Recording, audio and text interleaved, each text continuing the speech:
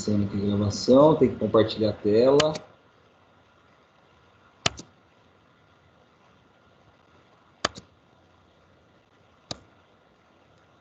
E vamos nessa. Então agora a gente vai ver uma aplicação do movimento uniformemente variado. A gente viu agora há pouco que o movimento... não, essa caneta é muito ruim. O movimento uniformemente variado. A gente vai usar essas equações aqui, né? O sorvetão.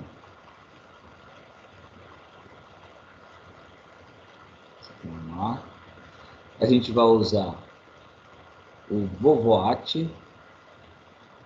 E juntando as duas a gente tem o Torricelli.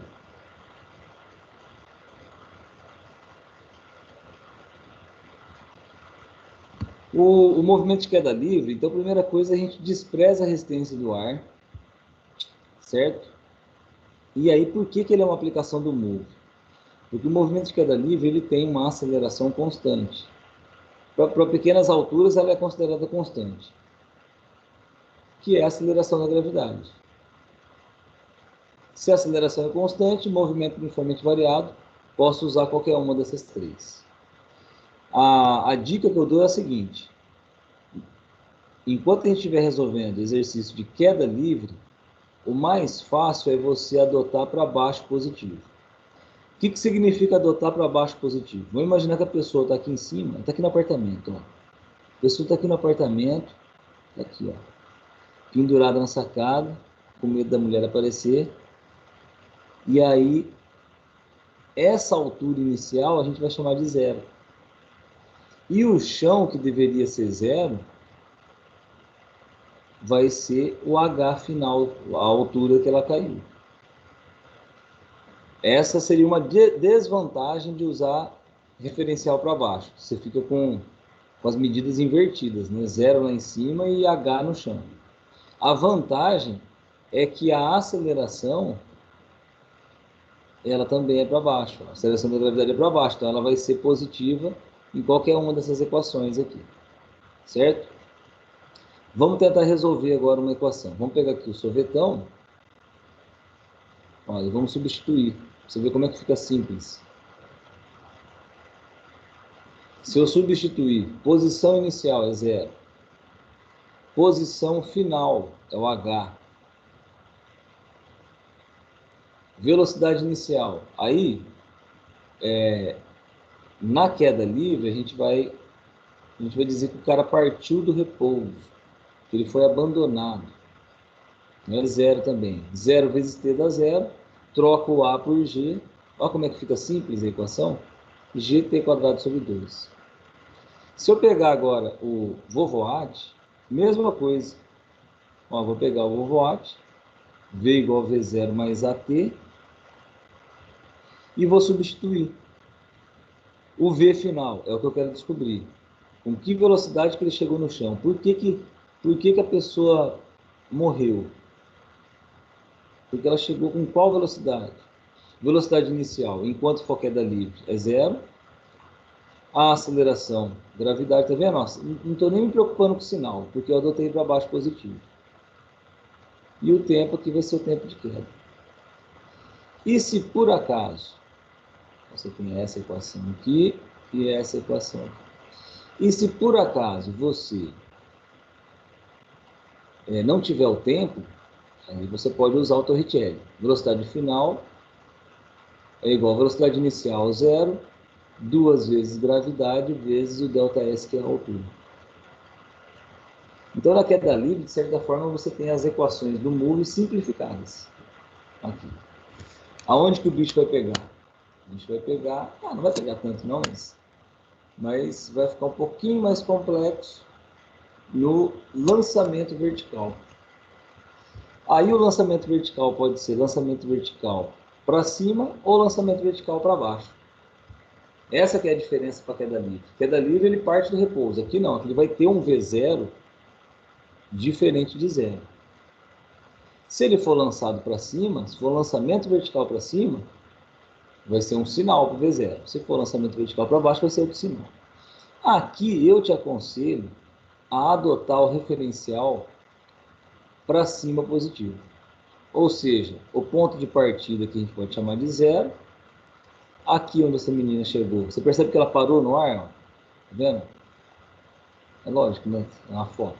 Mas ela parou no ar. Por que ela parou no ar? Porque ela atingiu a altura máxima. Nesse ponto, o V é igual a zero. Ela está paradinha aqui. Para voltar. Então ela sobe, para e volta. Só que aí vai ter uma desvantagem, que a aceleração ela vai ser negativa, porque ela está contra o meu referencial. E aí, um cuidado que você tem que tomar.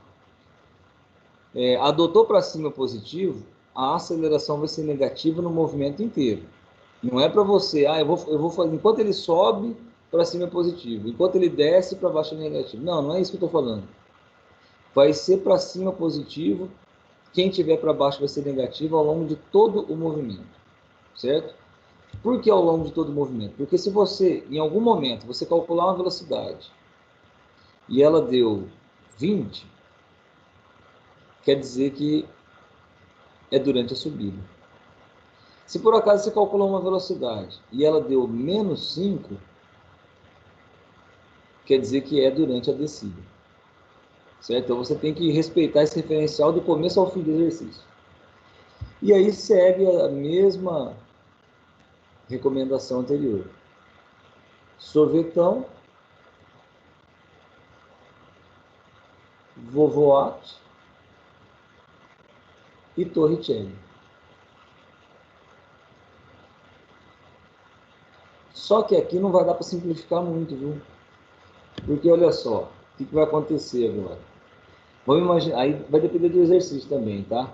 Mas vamos imaginar, se ele sai do zero, sai da posição zero, sobe e depois desce, você pode, de repente, colocar a posição inicial zero, posição final. Se você quer estudar o movimento inteiro, a posição final você vai colocar zero de novo. Mas você pode colocar também, eu quero só calcular a altura máxima. Qual foi a altura máxima atingida? Você troca o S por altura máxima. Então o S ele pode ser substituído por zero para estudar o movimento todo, ida e volta. Você pode trocar o S por H max, se você quiser estudar só a ida. Certo? Velocidade inicial não é zero. Olha aí aqui, ó. Senão não seria um lançamento. A aceleração, você vai colocar gravidade, só que você vai ter que colocar menos G. Certo? Essas recomendações servem aqui também. Por exemplo, eu quero estudar o Vovoat no movimento inteiro. Então ele foi lançado com 20. Aqui, ó, V0. Se ele foi lançado com 20, ele vai retornar com menos 20. Eu posso trocar aqui por menos 20, aqui por 20. A aceleração menos G. Vou explorar um pouquinho mais esse aqui, porque é um pouquinho mais complexo. Ó, então, se eu quiser estudar só a subida, você vai trocar o V final por zero, o V inicial foi dado no exercício, menos GT, tempo de subida. Não, eu quero estudar o movimento total, ida e volta. Ida e volta, então você vai voltar com o mesmo V0 que você foi lançado. Você vai voltar com menos V0. Ou seja, você lançou para cima com 5. Vai voltar na tua mão com menos 5. Menos G, isso agora é o tempo total. Certo? Então, para calcular o tempo total, você pode usar só o tempo de subida e depois multiplicar por 2, ou você pode já fazer o total. Sai e volta com a mesma velocidade com o sinal trocado. E a gravidade sempre negativa, tá vendo? Não interessa que ele subiu e desceu. O Torricelli você vai usar quando não tiver tempo, mas com o mesmo raciocínio. Você pode, eu vou fazer o Torricelli só para subida. O que acontece no ponto mais alto? Como é que eu sei que que ele parou de subir? V igual a zero. Velocidade inicial é dado no exercício, mais 2 vezes menos G vezes a altura máxima atingida. Certo? Aí, se eu quiser analisar o movimento total, total vai ser o seguinte, ele sai com V0, então ele volta com V0.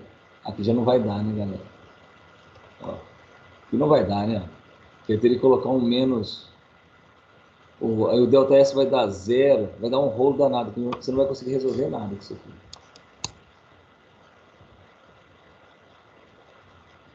Agora vamos para o que interessa. Ó, não que o resto não interessa, mas que interessa também.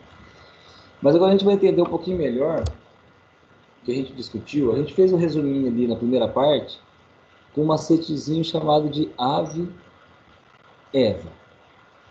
A ave é o quê? Área. A eva é o quê? A inclinação. O significado matemático disso aqui também pode ser traduzido como integral, no caso da área. Aqui, ó. Vou fazer uma seta aqui, ó. Integral, no caso da área. Credo, que seta horrível. Ou a derivada, no caso da inclinação, ou tangente. Tudo a mesma coisa, só tem nome diferente. Ou seja, quando você pega uma função como essa aqui e integra ela, o que você está fazendo é calcular a área.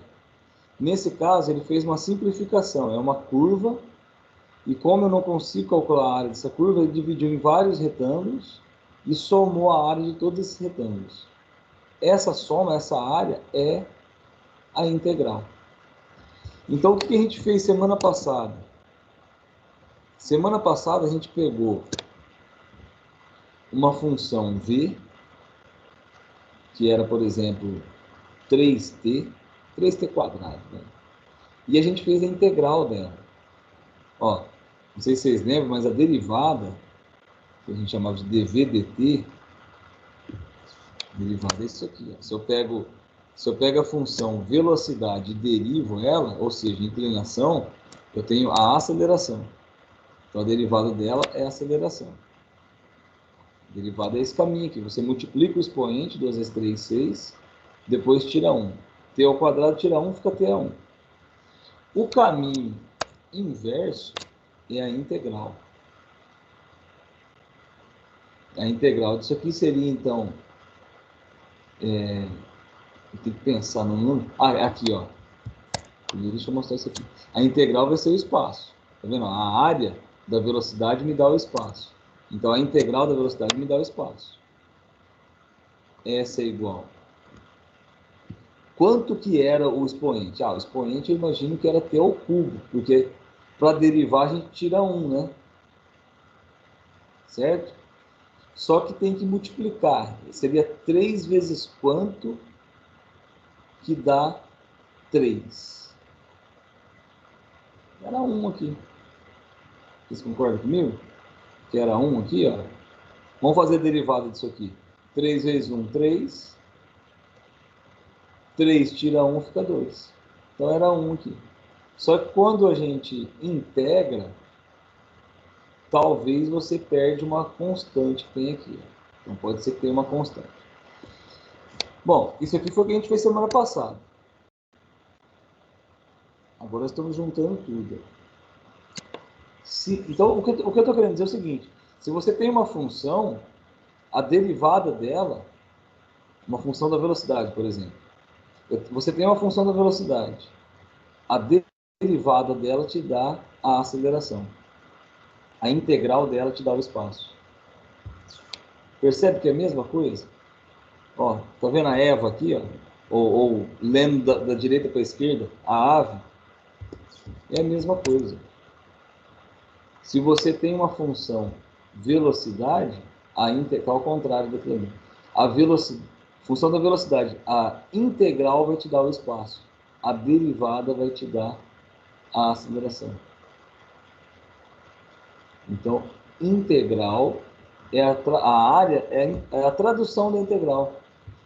Inclinação do gráfico é a tradução da derivada. Então, se você tem uma função, você vai fazer integral derivada. Se você tem um gráfico, você vai fazer a área ou calcular a tangente, certo? Então, a área desse gráfico, vamos imaginar que esse gráfico é o gráfico da velocidade em função do tempo. A área desse gráfico vai me dar o espaço. Essa área aqui vai me dar o ΔS. Assim como a integral da velocidade me deu o espaço. E a tangente? Qual que é o significado disso aqui? Olha só, a tangente eu tinha mostrado para vocês no outro exemplo, que a tangente você vai ter que tomar em cada ponto, né? Então, nesse desenho, foi tomado nesse ponto aqui. A tangente nesse ponto seria isso, ó. Eu tenho que calcular a tangente desse ângulo. Se eu pegar um ponto como esse aqui, por exemplo, eu vou ter uma tangente zero. Né?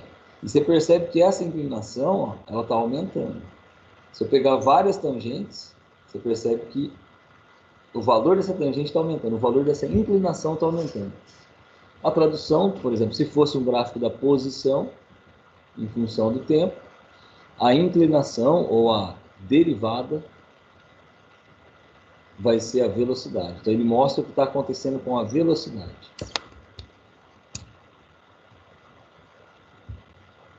Enquanto que, se for uma função, você tem que fazer integral ou derivada.